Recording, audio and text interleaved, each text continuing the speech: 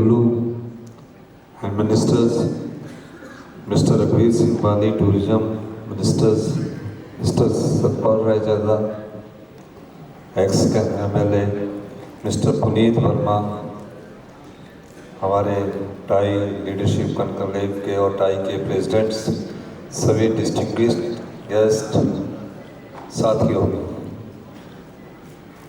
IT secretary, हमारे IT director ने आपके सामने कुछ योजनाएं रखी हैं, उस पर आप बैठकर विचार कर सकते हैं और कैसे न्यू इन्वेस्टमेंट आएगा, किस सेक्टर में न्यू इन्वेस्टमेंट आएगा, उसकी विस्तृत जानकारी आपके पास हमारे आईटी डायरेक्टर निपुण जिंदल जी ने दी है।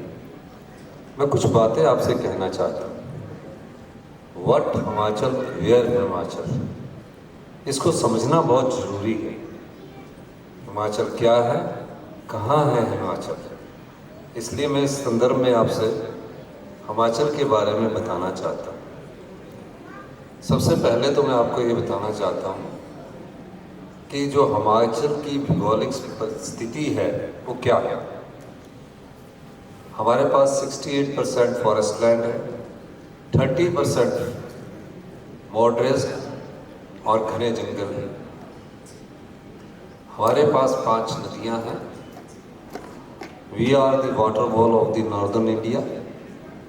उत्तर भारत में जो भी पानी जाता है, अधिकतर 80% हरियाणा, हिमाचल, पंजाब, चंडीगढ़, दिल्ली और राजस्थान वो हिमाचल की नदियों से जाता है। We are the water wall of the northern India. जबकि पंजाब में कोई नदी नहीं बहती है, पर food wall of India Punjab कहलाता है।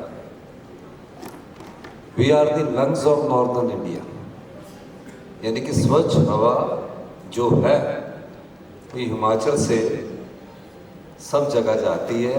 जब हिमाचल में ठंड पड़ती है तो नॉर्दर्न इंडिया में भी कहीं ना कहीं उसका प्रभाव देखने को मिलता है।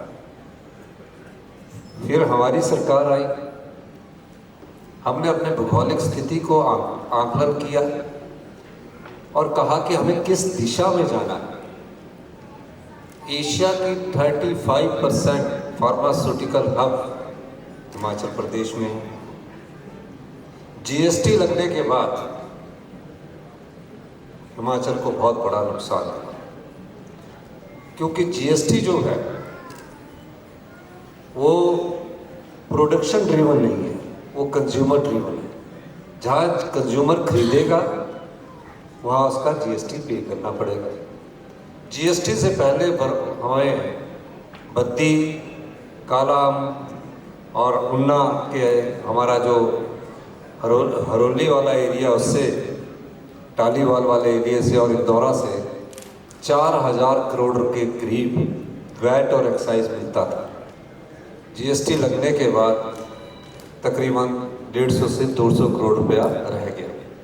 हमने स्टडी किया कि अब हमें किस दिशा में बढ़ना है और उस दिशा में नीतिगत बदलाव जरूरी है। जब हमने उसको स्टडी किया तो क्या पाया कि बद्दी तो स्टैग्नेशन के दौर से गुजर रहा है और बद्दी में जितनी इंडस्ट्रीज है उसके इंफ्रास्ट्रक्चर को मजबूत करना है और जो एस्टेब्लिशमेंट वहाँ इंडस्ट्रीज की हो चुकी है, फार्मास्यूटिकल इंडस्ट्रीज की हो चुकी है या कोई और इंडस्ट्रीज है, उनको किसी प्रकार की कोई समस्या ना आए, इस दृष्टिकोण से हमारी सरकार ने सोचा।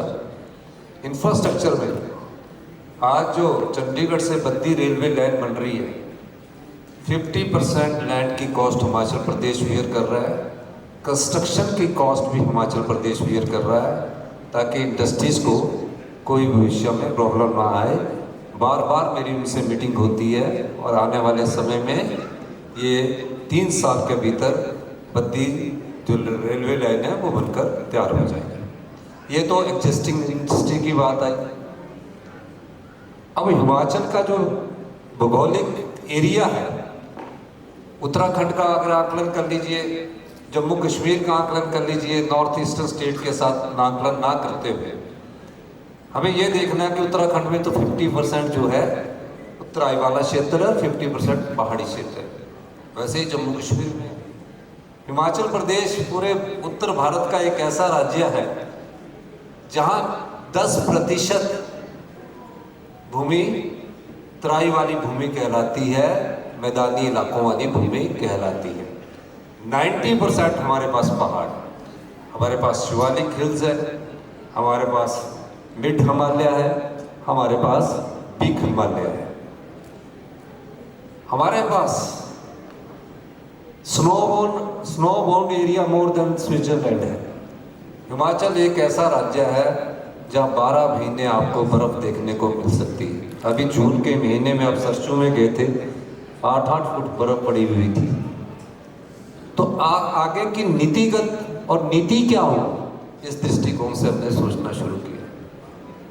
जब हमारे पास 68% फॉरेस्ट लैंड है, 5% हमारी जो लैंड है वो डैम्स में चली गई है। बीबीएमबी ने डैम बनाए, भाखड़ा बना, पौंग डैम बना, नदियां हैं उसमें चली गई। टोटल लैंड हिमाचल प्रदेश के पास 28% बचती है। अब जब 28% लैंड बचती है तो उसमें हमारी 75 लाख की जनसंख्या निवास करती है। किस प्रकार से हमने बदलाव किया, हमने अपने पूरे क्षेत्र का आकलन किया और ये पाया कि हमें किस सेक्टर में आगे बढ़ना है। हमने उस सेक्टर को चिन्हित किया। उस सेक्टर में सबसे पहले हमने हेल्थ सेक्टर को पहले नंबर पर रखा, दूसरे नंबर पर एजुकेशन सेक्टर को हमने रखा, तीसरे नंबर पर हमने अपने रूरल इकोनॉमी को रखा, चौथे नंबर पर हमने अपने टूरिज्म को रखा, 5वें नंबर पर हमने आईटी सेक्टर, एआई, जो भी न्यू टेक्नोलॉजी है उसको रखा और कहा कि इसमें हमने इन्वेस्टमेंट अधिक से अधिक करना है। हमारे 5 सेक्टर में हमने बहुत तेजी से ट्रांजिशंस की तरफ बढ़ रहे हैं। हेल्थ सेक्टर में हम बहुत तेजी से आगे बढ़ रहे हैं। हिमाचल प्रदेश की 75 लाख जनसंख्या के लिए 7 मेडिकल कॉलेज हैं और तकरीबन हर साल 1000 डॉक्टर हम पैदा करते हैं। 4 डेंटल कॉलेज है। एजुकेशन का अगर आप पूरे हिमाचल में नंबर देखा जाए 99.38, पूरे हिंदुस्तान में सबसे लिटरेट स्टेट है। उसके अलावा हेल्थ सेक्टर में आज पूरे हेल्थ सेक्टर को हम चेंज कर रहे हैं। रोबोटिक सर्जरी, एमआरआई, 3 टेस्ला, सभी मेडिकल कॉलेज में लेटेस्ट टेक्नोलॉजी एम्स के स्तर की हम मेडिकल कॉलेज में ला रहे हैं और जल्दी ही हम हेल्थ टूरिज्म की दिशा में आगे बढ़ेंगे। पहले उस इंफ्रास्ट्रक्चर को इतना स्ट्रॉन्ग करना पड़ेगा ताकि जो दिल्ली और चंडीगढ़ में वेटिंग है, हिमाचल प्रदेश में जो पेशेंट आए उसको वेटिंग ना मिले। पेट स्कैन से लेकर सारे जो उसके टेस्ट होने हैं, हाई एंड टेक्नोलॉजी से उसके टेस्ट हिमाचल में हो। इस मेडिकल टूरिज्म के दृष्टिकोण से भी हमारी सरकार कार्य कर रही है। एजुकेशन में फर्स्ट टाइम हम सरकारी स्कूलों में डे बोर्डिंग स्कूल स्टार्ट कर रहे हैं। बच्चे स्टंटेड पैदा हो रहे हैं, वेटेज पैदा हो रहे हैं, उनका बिहेवियर चेंज हुआ है। कोई भी बच्चे हैं, जनरेशन चेंजेज है, बिहेवियर चेंजेस है, तो उनके हिसाब से हमको कैसे आगे बढ़ाना है। टेक्नोलॉजी ने नया रूप लिया है। इनोवेशन, नॉलेज, टेक्नोलॉजी भविष्य की अर्थव्यवस्था है। ये आज की अर्थव्यवस्था और वर्तमान में आज एआई की दिशा में जिस दृष्टिकोण से हम आगे बढ़ रहे हैं, हमें बहुत ज़्यादा इन्वेस्टमेंट करने की ज़रूरत है। अगर आप आईटी सेक्टर में इन्वेस्ट करते हैं तो आपको रिन्यूएबल पावर कहीं मिलेगी तो हिमाचल प्रदेश में मिलेगी।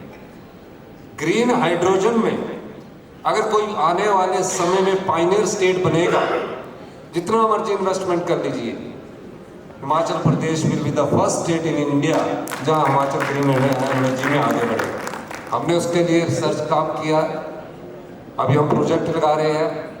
ग्रीन हाइड्रोजन, ग्रीन अमोनिया के दृष्टिकोण से हम आगे बढ़ रहे हैं। अगर आईटी सेक्टर में आपको इनिशिएटिव मिलते हैं, बायोचार के प्रोजेक्ट हम लगा रहे हैं, जियो थर्मल की तरफ पहला प्रोजेक्ट हमने जो सीए स्टोर का लगाया, जो हमारे जो पहाड़ी मीट है उसको सुखाने के लिए बनाया, तो जियो थर्मल का हमारे जो किन्नौर वाला क्षेत्र है उसमें हमने लगाना शुरू किया है। तो पूरी तरह वट हिमाचल और वेयर हिमाचल की मैं इस दिशा को आपको इंगित करके ये बताना चाहता हूँ कि आईटी सेक्टर में हमारे पास लैंड भी है। आईटी सेक्टर में अगर आप इन्वेस्ट करना चाहते हैं, हिमाचल के लोग हैं, आप आईटी सेक्टर में आइए। और सबसे अच्छी बात क्या है हिमाचल में, 24 घंटे आपको बिजली मिलेगी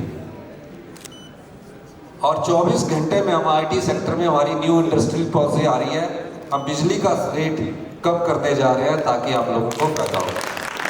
हम डाटा सेंटर भी इस्टेब्लिश करना चाहते हैं क्योंकि डाटा सेंटर के लिए आपको टेम्परेचर बहुत लो चाहिए, बिजली की बहुत ज़्यादा खपत होती है।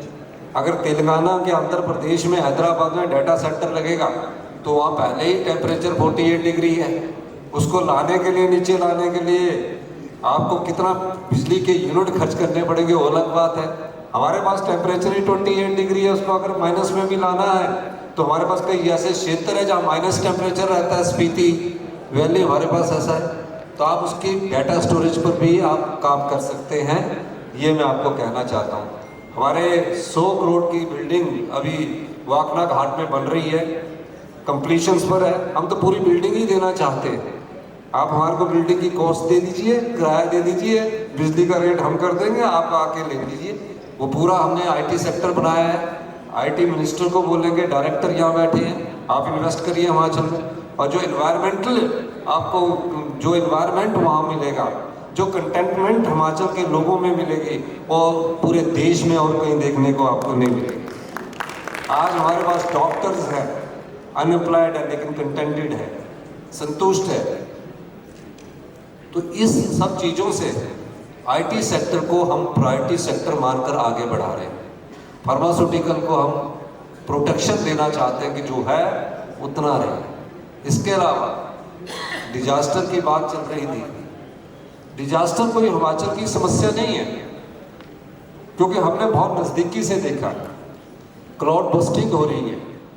क्लाउड बस्टिंग का कारण क्या है? इसका असर आने वाले समय में चंडीगढ़ में भी पड़ेगा और पहाड़ी क्षेत्रों में भी पड़ेगा और पंजाब में भी पड़ेगा, सब देखते जाए। हमारा जो टेम्परेचर है वो 1 डिग्री बढ़ चुका है और बढ़ रहा है। क्लाउड बस्टिंग क्यों होती है? ये कोई पहाड़ के टॉप पर नहीं होती है, क्योंकि हमारे जो हाइड्रो प्रोजेक्ट के डैम बने हैं उससे गर्मियों में वेपोरेशंस होती है और हिमालय की सर्द हवाएं गर्म हवाओं से जब टकराती है तो जहाँ वायु का दबाव बनता है वहाँ क्लाउड बस्टिंग हो जाती है। पहले कभी क्लाउड बस्टिंग इतनी ज़्यादा नहीं होती थी। ये जरूरी नहीं है कि आपकी नदी के साथ होगी। और मानसून और डिजास्टर ने इतना ज़्यादा टूरिज्म को हमारे नुकसान पहुँचाया कि जिसमें यह कहा जाता है कि पूरा हिमाचल ही बह गया। जो नदी के किनारे के क्षेत्र होते हैं या कोई टूरिस्ट नदी के किनारे जाता है तब नुकसान होता है। वैसे तो 75 लाख की जनसंख्या में इक्का दुक्का लैंडस्लाइड्स की घटनाएं हो जाए तो कोई बड़ा नुकसान नहीं होता है। इंफ्रास्ट्रक्चर्स में मैं आपको बताना चाहता हूँ, हमारा कांगड़ा का एयरपोर्ट एक्सपेंशन की दिशा में तेजी से बढ़ रहा है। कांगड़ा में हमने 3,500 करोड़ की लैंड एक्विजिशन खत्म कर चुके हैं, अब हम उसकी एक्सपेंशन की दिशा में आगे बढ़ रहे हैं। पर लैंड की कॉस्ट जो हिमाचल में है वो बहुत तेजी से बढ़ रही है क्योंकि लैंड कम है। कोरोना के बाद बहुत सारे लोग जो हिमाचली बाहर थे उन्होंने अपने घर को देखना शुरू किया। अपना बिजनेस वैसे वो बाहर कर रहे हैं लेकिन हिमाचल में उन्होंने अपनी जगह को खरीद कर दोबारा से घर बनाना शुरू कर दिया। तो ये सब चीज़ें चेंजिंग की दृष्टिकोण से हो रही है। डिजास्टर कोई नई बात नहीं है, डिजास्टर्स को हम सहन कर रहे हैं और हमारी जो टीम है वो आगे एडवाइस भी कर रही है कि हम किस दिशा में बढ़ रहे हैं। तो डिजास्टर से हम लड़ रहे हैं, डिजास्टर की कोई प्रॉब्लम नहीं है। और हमारे पास बिजली सरप्लस है। अभी पिछले दिनों पंजाब से हमसे समझौता करना पड़ा।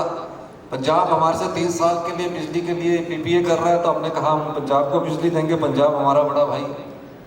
चंडीगढ़ में हमारा 7.19% हिस्सा है, उस हिस्से को हम लेने की कोशिश कर रहे हैं। मैं पिछले दिनों गवर्नर से मिला कि हम भी जब पंजाब हरियाणा, पंजाब और हिमाचल एक था, तो उसमें जब हमारे को भी थोड़ा बहुत हिस्सा मिलना चाहिए, तो उसकी लड़ाई लड़ रहे हैं। पर सब लड़ाई संवाद के जरिए टेबल में बैठकर ही सुलझी जाती है, कोई लड़के तो सुलझी नहीं जाती है, तो हम उसमें भी लड़ाई लड़ रहे हैं। लेकिन हिमाचल आज आपके लिए बेस्ट अपॉर्चुनिटी बना है हिमाचलियों के लिए।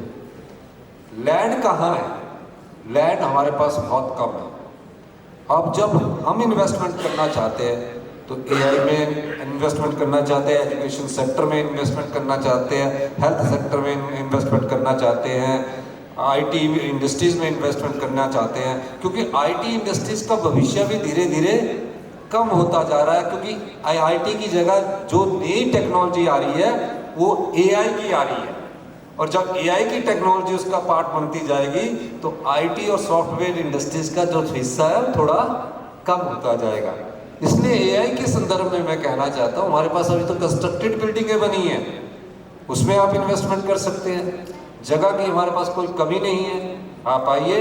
आप पहले हमारे जो ऑफिसर्स हैं उनके साथ बैठ के बात कीजिए कि आपको क्या चाहिए, किस प्रकार का चाहिए, और आपको सबसे जो हमारे पास थोड़ी सी कमी है, जो डाटा है, जो ऑप्टिकल फाइबर के द्वारा डाटा जनरेट किया जाता है, उसकी लैंडिंग फैसिलिटी जो है, टेक्नोलॉजी में हम अपग्रेडेड है, लेकिन लैंडिंग फैसिलिटी की इतनी ज़्यादा नहीं है, क्योंकि जो आपने विदेशों में भेजना होता है उसके लिए समुद्र के किनारे की जो लैंडिंग फैसिलिटी जो होती है उसको ज़्यादा फायदा रहता है डाटा स्टोरेज के लिए।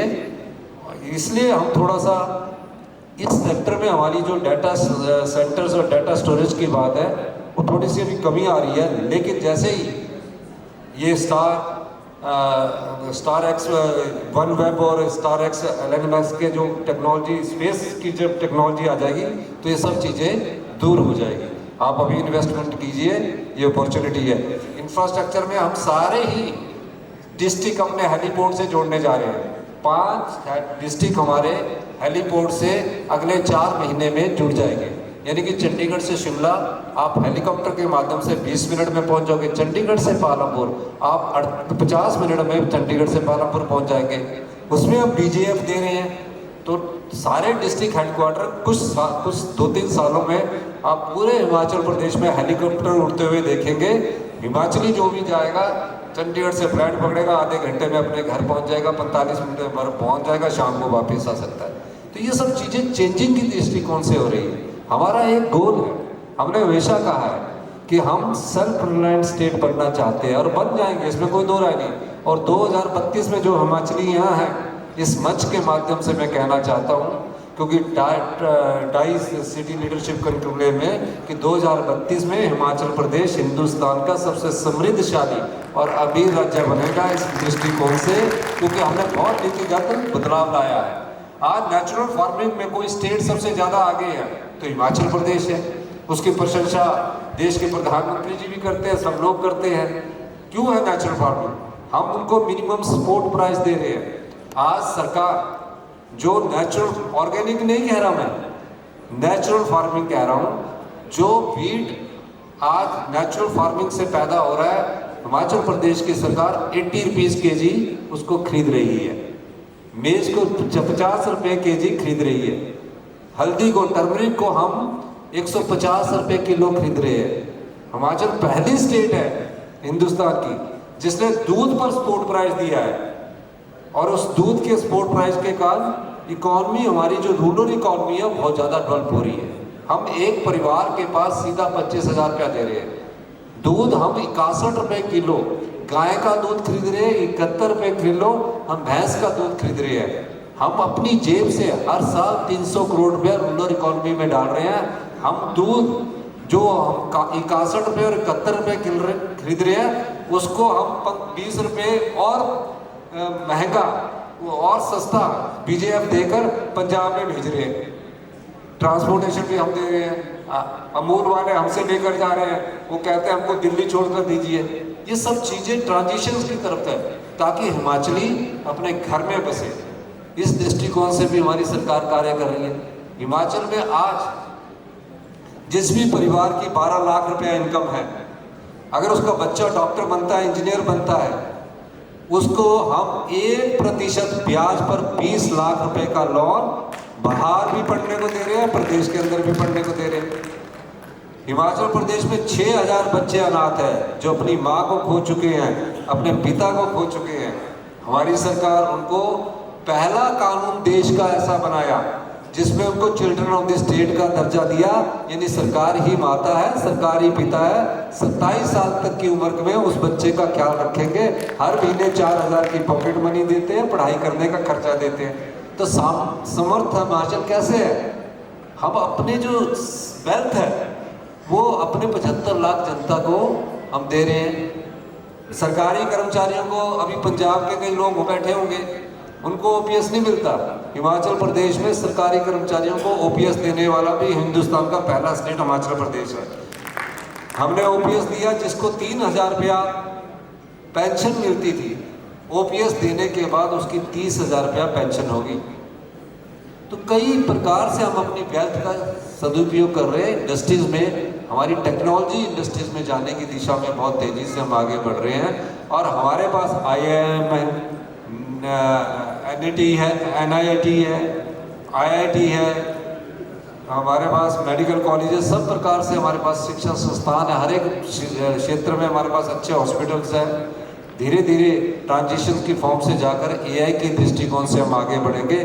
AI में इन्वेस्ट कीजिए, बिजली आपको सस्ती देंगे, सॉफ्टवेयर में इन्वेस्टमेंट कीजिए, IT में इन्वेस्टमेंट कीजिए, हम आपको हर प्रकार से सुविधा देंगे और आपको बनी बनाई बिल्डिंग भी दे सकते हैं, इसमें कोई दो राय नहीं है। लेकिन आप पहले उन बिंदुओं को चिन्हित कीजिए कि हमने कहाँ क्या करना है और उसके आधार पर आपको कितना स्पेस चाहिए। हम उस दृष्टिकोण से हमारे हिमाचल के साथी टाई लीडरशिप कॉन्क्लेव के अध्यक्ष बने हैं। अब जाने वाले नए अध्यक्ष साहब भी थे, वो भी मिल रहे थे, जो प्रेसिडेंट साहब है नए, तो हम उनसे भी चाहेंगे कि आप इसको टाई अप करिए। और मैं दावे के साथ कह सकता हूँ हिमाचल के लिए सबसे अच्छा वातावरण AI के लिए हिमाचल प्रदेश है।